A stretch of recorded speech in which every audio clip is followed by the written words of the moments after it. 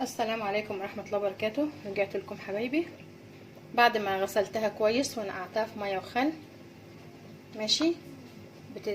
بنجيب بقى، يعني شوفي الكمية اللي انتي عاملاها قد ايه، بتعملي على قدها رز. طبعا الرز اوريهولك كده. رز بتقطعي يعني معانا بصلايه المفروض مفرومه، انا هكتب لكم كل المقادير دي في صندوق الوصف. بصلايه مفرومه ناعمه، بنحطها طبعا في معلقتين سمنه حلوين كده، نشوحها على الهادي يا دوبك تصفر. بنحط في قلبها، نقطع الكبد وقوانص حتت صغيره خالص ونحطها في قلب البصله مع الملح والفلفل الاسمر وكركم وقرفه. ملح، فلفل اسمر، كركم، قرفه، من كل حاجه معلقه صغيره. ونبتدي نقلب لغايه ما الكبد والقوانص تتشوح، تاخد تشويحه. بتغسلي الرز بقى على حسب الكميه اللي انت عايزاها، وتحطيه على الكبد والقوانص، وتحطي العقد بتاعه اقل من العقد بتاعه. يعني مثلا حطيتي كوبايتين رز، بتحطي كوبايتين الا ربع ميه، لان احنا مش عايزينه مستوي قوي، فبتحطيه ما يكونش مستوي قوي، يعني مش عايزينه مستوي قوي. المهم بتجيبي بقى طبعا الورك بتاعنا اهو زي ما انتم شايفين كده اهو. انا مرضتش اخيط، لفيت بخيط عشان بعد ما تتسلق افك الخيط من عليها قبل ما نحمرها. الورك بتاعنا اهو زي ما هو كده اهو. تفتحي كده، واضح كده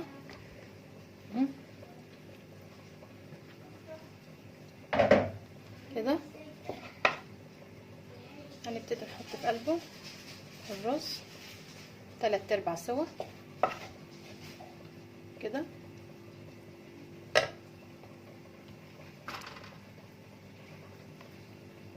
وتبتدي بقى ايه، يعني الحته اللي تحت دي مطرح ما احنا كنا كاسرين العظمه كده، امليها بالرز وقفلي الفخذ كله او الورك كله على بعضه كده. بتلمي كله على بعضه كده اهو زي ما انتوا شايفين كده اهي.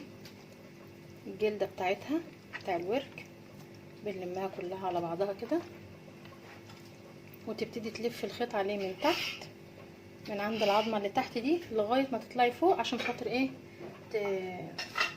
لو في رز ولا حاجه تلميه تاني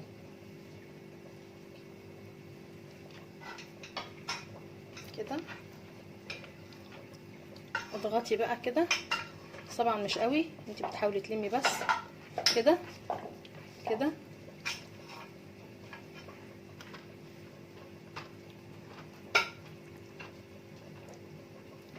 اهو.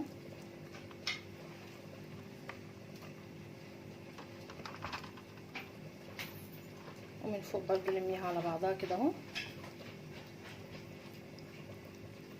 كده. لفي خيط كده.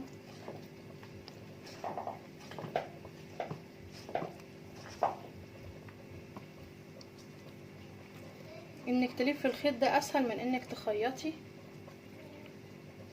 ده هيبقى اسهل كده.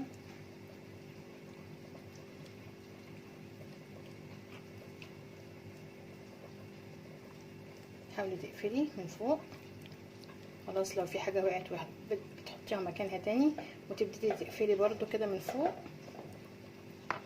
كده.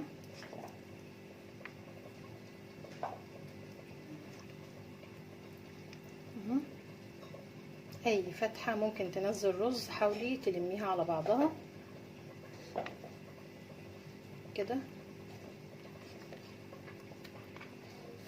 كده. كلها خلاص اتلمت اهي، ما عادش فيها حاجه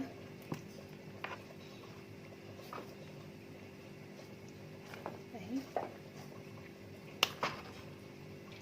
زي ما انتوا شايفين كده. هنبتدي بقى نسلقهم ونرجع تاني. السلام عليكم حبايبي. ده شكل الحمام الكداب بعد ما خرجناه من الفرن. معلش انا اسفه في فيديو سقط، لان التليفون فصل وانا شغاله وما خدتش بالي ان هو فصل. فانا الفيديو اللي فصل فيه التتبيله اللي احنا عملنا بيها التحمير بتاع الحمام الكداب ده.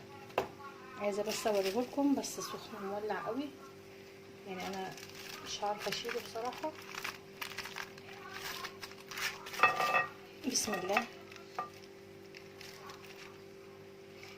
شايفين منظره عامل ازاي؟ عايزه اقطع لكم جوه، عايزاكم بس تشوفوه كده. بسم الله.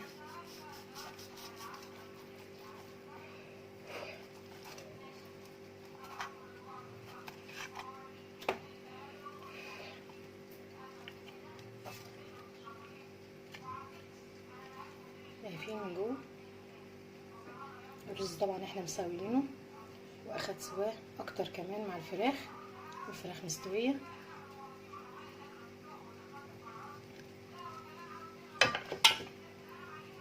ده كان الحمام الكداب بتاعنا عملناه بالوراك، وان شاء الله هعمله لكم برده مره تانية بالصدور بتاعه الفراخ برده. كانت معاكم سماح حمار من مطبخ اكلات شهيه. عملنا النهارده الحمام الكداب بالوراك.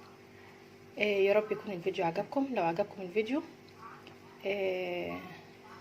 اعملوا لايك للفيديو عشان يوصل لاكبر عدد من الناس.